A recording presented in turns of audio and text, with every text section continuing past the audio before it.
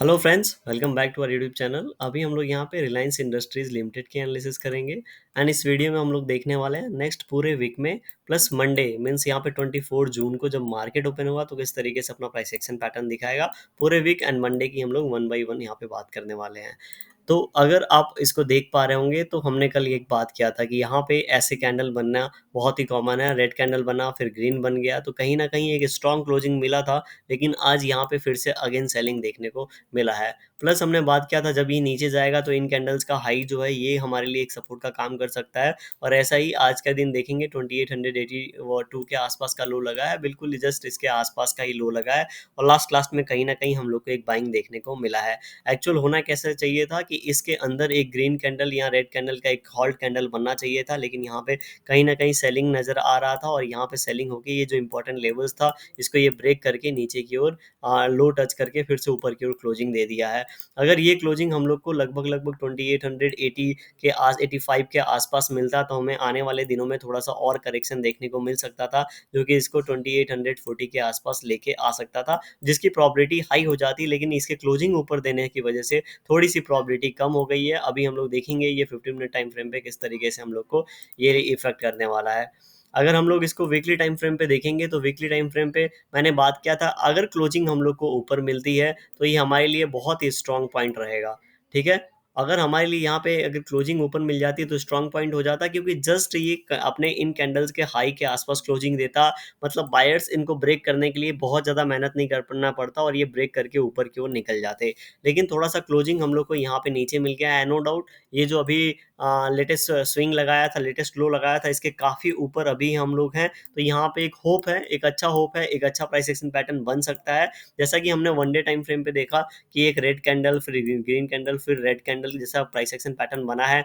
Again same इस week में अगर मार्केट यहाँ पे ओपन होने के बाद अगर क्लोजिंग हम लोग को 2900 8090 के आसपास दे देता है तो हम लोग एक बहुत ही ऐसे प्राइस एक्शन पैटर्न के आसपास पहुंच जाएंगे और ऐसे पॉइंट के आसपास पहुंच जाएंगे जहां से इसके ब्रेकआउट देने की प्रॉबिलिटी बहुत ज़्यादा हो जाएगी और हम लोग ऊपर की प्लानिंग कर पाएंगे। लेकिन जब तक ये इन लेवल्स को ब्रेक नहीं कर देता तब तक हम लोग ये नहीं मान के चलेंगे कि अब ये ब्रेक करके ऊपर की ओर निकल जाएगा। क्यों?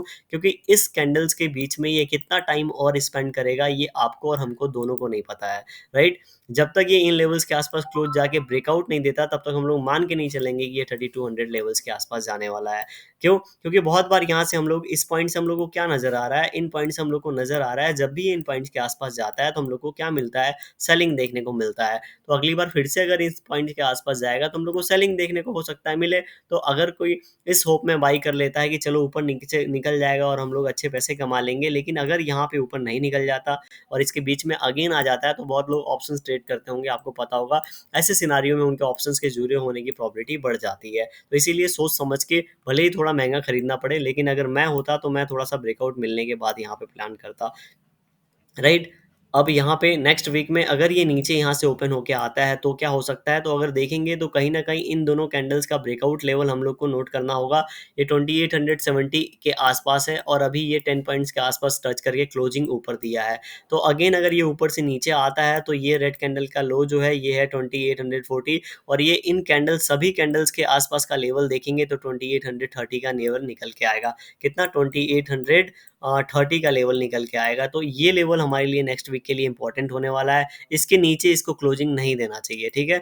अगर ये इसके नीचे क्लोजिंग देता है तो चांसेस आर कि ये अभी यहाँ पे ऊपर जाने में टाइम लगा सकता है और ये 2800 सॉरी 2700 50 के लेवल्स को एक बार यहाँ आके रीटेस्ट करके फिर से ऊपर जाने की प्रॉबिलिटी बढ़ जाएगी, राइट। तो हम लोग को नेक्स्ट वीक का प्राइस एक्शन पैटर्न पूरे बहुत ही अच्छे तरीके से ऑब्जर्व करना है, ठीक है। अगर क्लोजिंग ऊपर मिलती है तो हम लोग देखेंगे, अदरवाइज ये अगर यहाँ पे क्लोजिंग यहाँ पे 2800 के आसपास दे रहा होगा तब हम लोग नेक्स्ट वीक में थोड़ा सा और यहाँ पे करेक्शन का इंतजार कर सकते हैं, ये एक्सपेक्ट कर सकते हैं। मंथली टाइम फ्रेम पे क्या सिचुएशन बना है वो भी एक बार देख लेते हैं। तो मंथली टाइम फ्रेम पे एक अच्छा कैंडल बन रहा है, ठीक है। पिछले 4 महीने से 5 महीने से इसके बीच में है, तो हम लोग अगर ऐसा होप ऐसा प्राइस एक्शन पैटर्न देख सकते हैं कि क्लोजिंग थोड़ा इसके लेवल जिस लेवल के आसपास है, ठीक है, अगर बहुत ज़्यादा ऊपर नीचे नहीं जाता तो हो सकता है क्लोजिंग 2930 के आसपास ही हम लोग को कहीं ना कहीं देखने को मिले। एंड उसके नेक्स्ट मतलब उसके नेक्स्ट मंथ में अगर इसका ब्रेकआउट होता है इस कैंडल का, तो हम लोग को एक अच्छा ग्रीन कैंडल देखने को ऊपर की ओर मिल सकता है।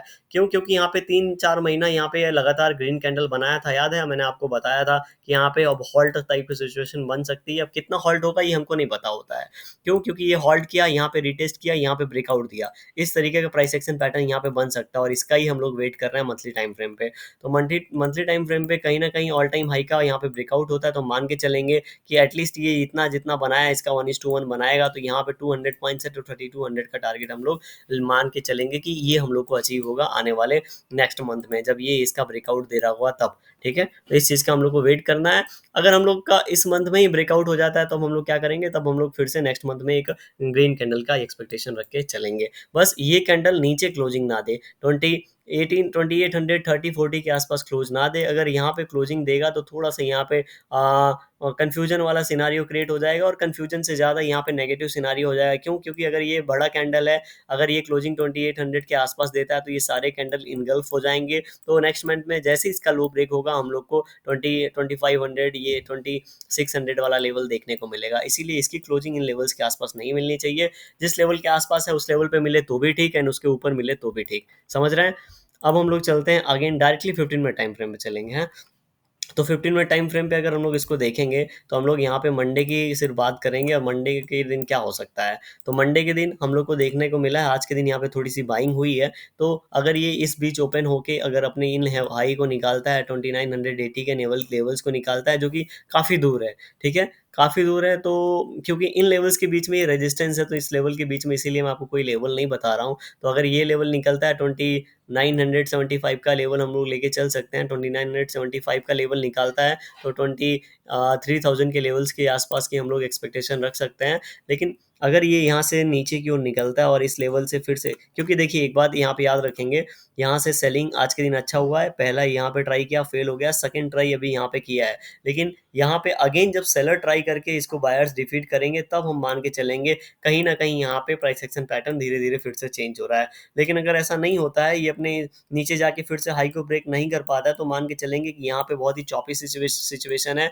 एंड ऐसे सिचुएशन में हम लोग ऐसा मान के चलेंगे कि इस बीच ओपन होने के बाद अगर ये अपना लो ब्रेक करता है, जो कि 2880 का है, तो हम लोग नीचे वाले लेवल्स के लिए रेडी रहेंगे। और नीचे का लेवल जो है, हम लोग मान के चलेंगे 2850 के आसपास का लेवल। देखिए, जो भी लेवल्स होते हैं एग्जैक्टली रामबाण तो नहीं होते हैं, लेकिन 1-2% ऊपर नीचे आप करके यहाँ पे समझ सकते हैं उन लेवल्स को। तो 2850 के आसपास का लेवल के लिए हम लोग को नीचे के लिए रेडी रहना चाहिए।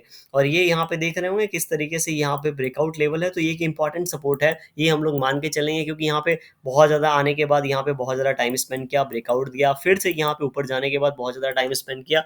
इसीलिए 2840-50 के आसपास वाला लेवल काफ़ी इंपॉर्टेंट है। कहीं ना कहीं इस लेवल का 1:1 यहाँ पे हम लोग को नीचे की ओर आता है, तो ये भी अचीव हो जाएगा। तो यहाँ से बाइंग हैपनिंग आने की अगेन चांसेस है। इसीलिए मैंने बोला जब तक ऑल टाइम हाई और लो ब्रेक नहीं होता, तब तक हम लोग को बड़ा डिसीजन नहीं लेना चाहिए। लेकिन अगर यहाँ आने के बाद हम लोग क्या करेंगे, ठीक है, याद रखेंगे, अगर इन लेवल्स के आसपास आता है, तो ये हो सकता है इधर ट्राई करे और इधर फेल हो, फिर से नीचे आए और इधर ट्राई करे, तो हम लोग यहाँ पे ट्रेंड लाइन बना के रखेंगे। और ट्रेंड लाइन अगर ब्रेक होगा, तो हम लोग फिर से इन लेवल्स के लिए एक छोटा सा ट्रेड प्लान कर सकते हैं। लेकिन फाइनल एनालिसिस हमेशा आपको अपनी फाइनल डिसीजन आपको अपनी एनालिसिस के बाद में लेना है।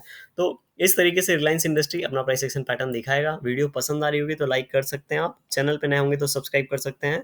Thank you for watching this video.